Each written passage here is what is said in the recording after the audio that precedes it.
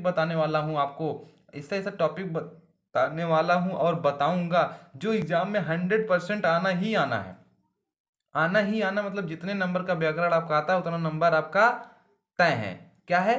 तय है, राइट। सो आइए हम देख लेते हैं कौन से ऐसे महान वस्तु महान प्रश्न है जो इसको हमको पढ़ने से हमारा सभी ग्रामर का क्वेश्चन आ जाएगा।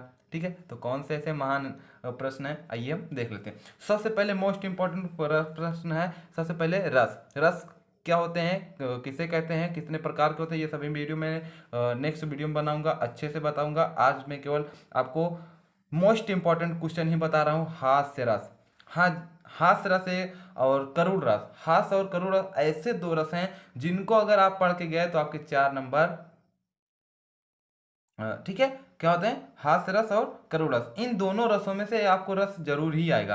क्या आएगा? रस जरूर ही आएगा, एक ना एक रस जरूर फंसी जाएगा, एक गारंटी है मेरी इस चीज की। ठीक है, तो इसमें ऐसे ही मैं आज आपको दिखाने वाला हूं जिससे आपके नंबर तो बहुत ही पक्के हैं। क्या है? बहुत ही पक्के हैं, नो कच्चे ओनली पक्के। तो आइए देखते हैं ऐसे क्या है हास्य रस में जिसको याद करने से आपको नंबर मिलेंगे। हाँ, तो नंबर पूरे कैसे मिलेंगे, कब मिलेंगे, ये आप जरूर सुनिए। कब मिलेंगे पूरे नंबर? जब आप इसको अच्छे से लिखोगे और इसका स्पष्टीकरण भी करोगे। क्या करोगे? स्पष्टीकरण भी करोगे। ओके, तो आइए हम जल्दी से इसको देख लेते हैं। तो सबसे पहले मैं बताऊंगा आपको ट्रिक। क्या बताऊंगा? ट्रिक।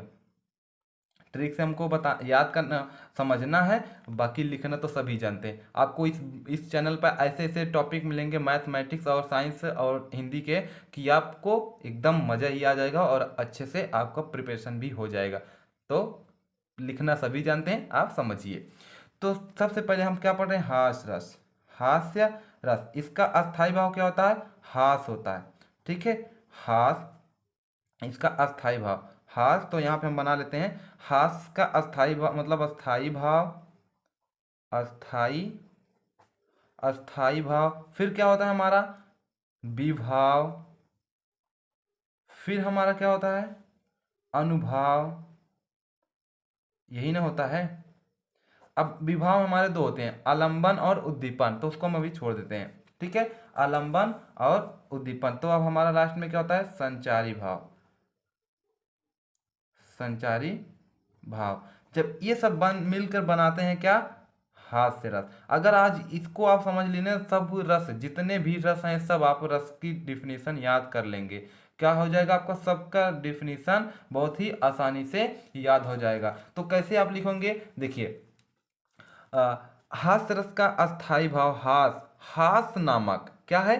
हास, हास नामक अस्थाई भाव, विभाव, अनुभाव, संचारी भाव जब मिलते हैं तो, जब मिलते हैं तो किस रस की निष्पत्ति होती है? हास्य रस की निष्पत्ति होती है। जी हाँ, ये आप बना लीजिए, आप इसका स्क्रीनशॉट ले लीजिए क्योंकि बहुत इंपॉर्टेंट है। इससे अगर मैं बोलूंगा तो आपके 11 के 11वें रस भी आ जाएंगे। तो अभी मैं इसी से देखिए सब रस का निष्पत्ति कर रहा हूँ। ओके, तो आप इसको बनाइए, स्क्रीनशॉट लीजिए, समझिए, क्योंकि लिखना तो सभी जानते हैं, समझिए आप तब लिखेंगे अच्छे से। ओके, तो यहाँ पे देखिए हास, हास का अस्थाई भाव क्या होता है? हास। तो फिर से एक बार आप समझ लिया, हास, जब हास नामक अस्थाई भाव, जब हास नामक अस्थाई भाव, विभाव, अनुभाव, संचारी भाव से मिलता है या संयोग करता है, मिलता है या संयोग करता है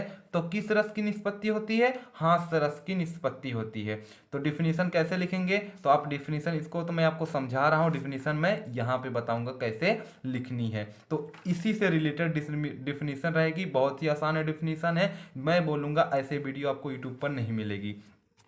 तो देखिए हास्य रस, फिर से आपको मैं एक बार बता देता हूं। हास्य रस अस्थाई भाव, विभाव, अनुभाव, संचारी भाव, संचारी भाव के से जब मिलता है तो हास्य रस की निष्पत्ति होती है। बस चाहे जो रस हो, अगर आपको उसका अस्थाई भाव पता है, अस्थाई भाव जैसे करुण हो गया, करुण का अस्थाई भाव क्या होता है? शोक। तो यहाँ पे हास की जगह शोक लिख दीजिए। जब शोक नामक अस्थाई भाव, विभाव, अनुभाव, संचारी भाव, ठीक है, देखिए मैं सबका बता रहा हूँ। सबका बता रहा हूँ, आप समझिए, सबका, एक में सब, एक में सब, बस थोड़ा सा मैं हाईलाइट कर रहा हूँ, ज़्यादा नहीं बताऊंगा।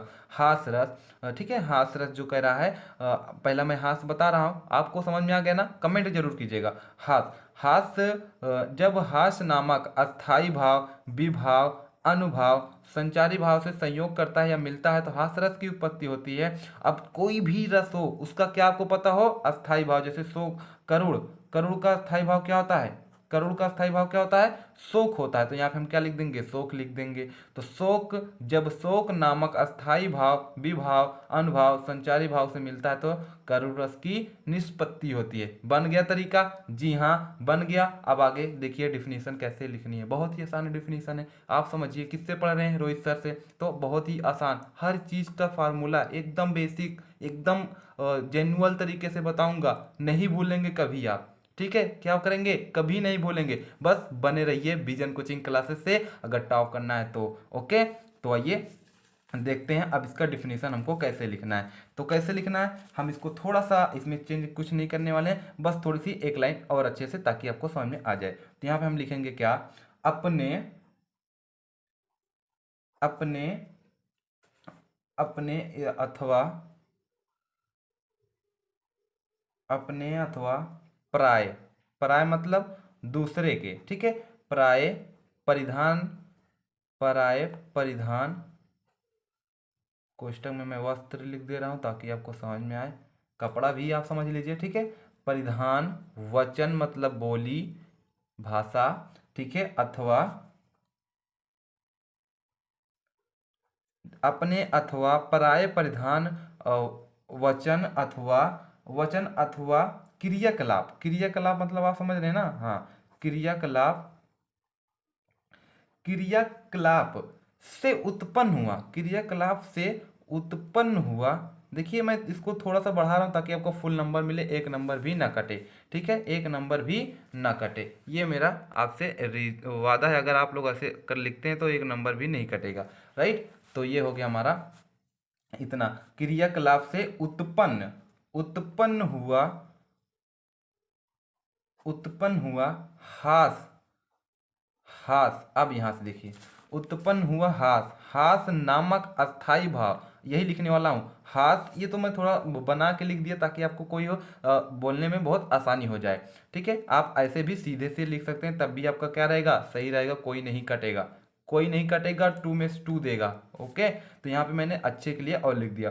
तो अपने अथवा पराय परिधान, वस्त्र, वचन अथवा क्रियाकलाप से उत्पन्न हुआ, उत्पन्न हुआ हास नामक, हास नामक अस्थाई भाव, विभाव, अनुभाव, संचारी भाव से मिलता है तो हास्य रस की निष्पत्ति होती है, उत्पत्ति होती। तो यही लिखने वाला हूं, आप देख लीजिए, यही लिखने वाला हूं, हास्य, हास्य नामक, हास्य नामक, इसको थोड़ा मैं हाईलाइट करूंगा, हास्य नामक अस्थाई भाव, हास्य नामक अस्थाई भाव, विभाव, अनुभाव, विभाव, अनुभाव, राइट, अनुभाव। अब अनुभाव के बाद क्या है, संचारी भाव,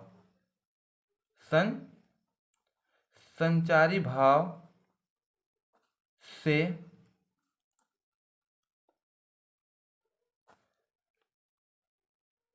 मिलता है तो हास्य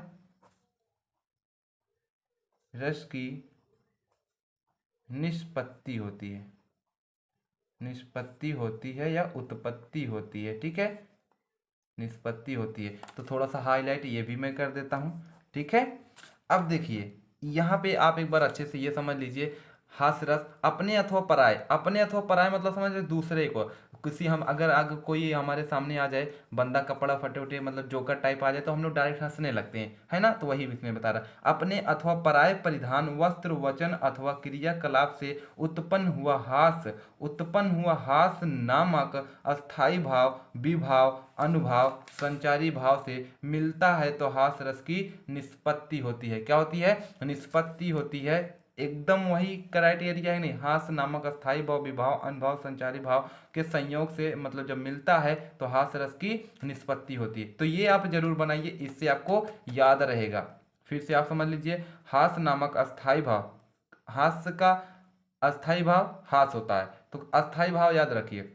हास नामक अस्थाई भाव विभाव अनुभाव संचारी भाव से संयोग करता है या मिलता है तो हास रस की निष्पत्ति होती है। अब इसका तो भाई ये हो गया, ठीक है, क्या हो गया, ये हो गया डिफिनीशन। अब इसका हम उदाहरण भी तो देखेंगे, क्योंकि एग्जाम में हमसे डिफिनीशन तो पूछेगा, डिफिनीशन के साथ साथ उसका उदाहरण भी पूछेगा। तो उदाहरण क्या है, आइए हम इसको देख लेते हैं।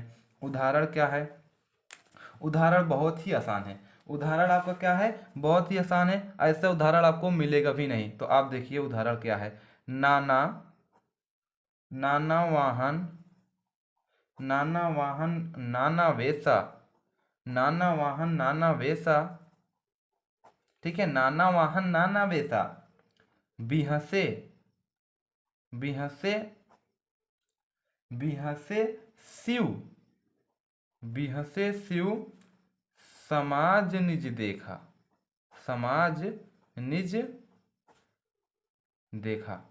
ये जानते हैं आप, उस समय की बात की जा रही है यहाँ पे, जब भगवान शिव भोलेनाथ की शंकर भगवान की विवाह हो रहा था, तो उनके जो बाराती थे बहुत ही अजीब टाइप के थे।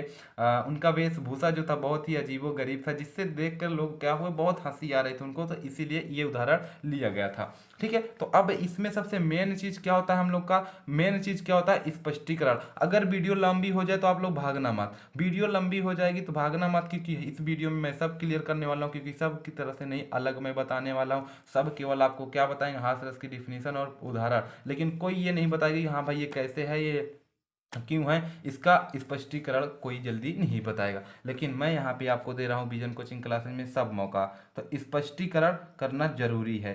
ठीक है, स्पष्टीकरण करना क्या है, जरूरी है, मोस्ट जरूरी है। तो स्पष्टीकरण करते हैं। स्पष्टीकरण करने के लिए हमको यहाँ पे लिखना पड़ेगा उदाहरण में, ये उदाहरण में कह क्या रहा है, तभी तो समझ में आएगा ना कि स्पष्टीकरण। ठीक है, उदाहरण में कह क्या रहा है, तो यहाँ पे लिखिए क्या कह रहा है, देखिए, उपयुक्त, उपयुक्त पंक्तियों में, उपयुक्त पंक्तियों में, उपयुक्त पंक्तियों में अस्थाई भाव क्या है, हाँ बोलिए, अस्थाई भाव, अस्थाई भाव क्या है हमारा, अस्थाई भाव हास है। ये छोटी छोटी चीज जो मैं इससे हाईलाइट कर रहा हूँ, आप ब्लैक पेन से हाईलाइट कीजिएगा। ठीक है, हास है, क्या है, हास है। और इसका आलंबन क्या है, आलंबन इसका देखो, विभाव के, विभाव जो है हमारा, ये इसके दो भाग होते हैं, विभाव के आलंबन और उद्दीपन। तो उसके अंदर आओगे तो और कई भाग होते हैं, तो मैं इसमें केवल वही बता रहा हूँ। तो विभाव के बाद क्या होता है, अस्थाई भाव तो हो गया हमारा, अस्थाई भाव क्या हो गया, हास हो गया, अस्थाई भाव हो गया। अब आता है विभाव, विभाव के अंदर क्या आता है हमारा, आलंबन और उद्दीपन। तो यहाँ पे लिखते हैं आलंबन, आलंबन, आलंबन हमारा क्या है, शिव समाज, आलंबन हमारा है शिव समाज, मतलब शिव का समाज जो था बहुत ही अजीब व गरीब था, जिसे देखकर लोगों को हंसी आ गई। ठीक है, अब क्या है हमारा उद्दीपन, उद्दीपन क्या था, उद्दीपन भी हम देख लेते हैं। उद्दीपन जो हमारा इसमें था, उनके जो बाराती थे ना, उनके कपड़े बहुत विचित्र थे, मतलब जोकर टाइप से भी खराब विचित्र थे। ठीक है, तो क्या हुआ था उनका, विचित्र वेशभूषा। ठीक है, क्या हो जाएगा, उद्दीपन विचित्र वेशभूषा।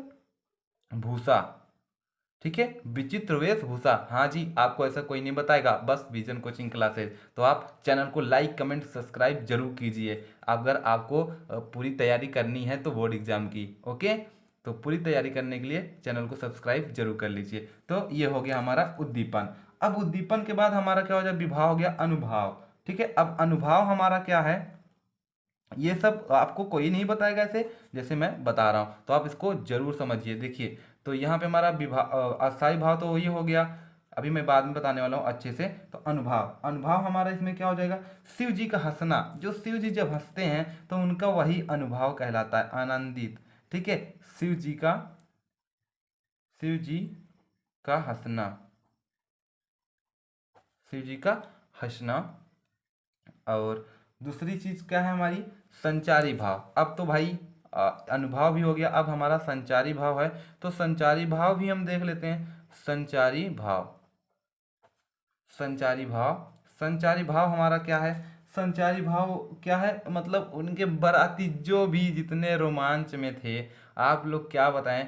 जैसे हम लोग की बारात होती है, अरे डीजे फिर बजने दो तो क्या हाल होता है आपको पता ही है। लो फिर अरे नागिन अगर धुन सिम बज जाए तो क्या होता है, अरे फिर जो नाच नचाई होती है ना, तो मतलब उसको देखने के बाद इतना चपलंता मतलब और हर्ष रोमांचक, मतलब इतनी जबरदस्त मोमेंट रहता है, बहुत मतलब अच्छा लगता है। तो वही क्या हुआ उनका, उनकी बाराती लोग भी वैसे कर रहे थे, तो जिन्हें देखकर क्या हुआ, बहुत ही हंसी आ रही थी लोगों को, बहुत ही ज़्यादा। इतने जैसे कि नागिन डांस बजने लगता है तो सभी लोग बहुत क्या करते हैं, ऐसे ऐसे डांस करते हैं ना, तो हंसी रुकती नहीं है ना, वैसे सेम उस टाइम भी यही हुआ था।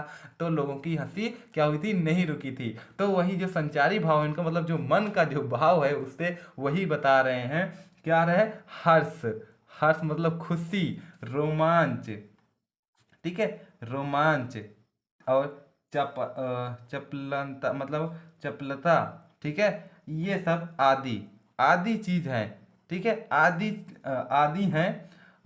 तो अब हमको भाई क्लियर एकदम पता हो गया, अतः यहाँ हास्य रस है, अतः यहाँ हास्य रस है, ठीक है।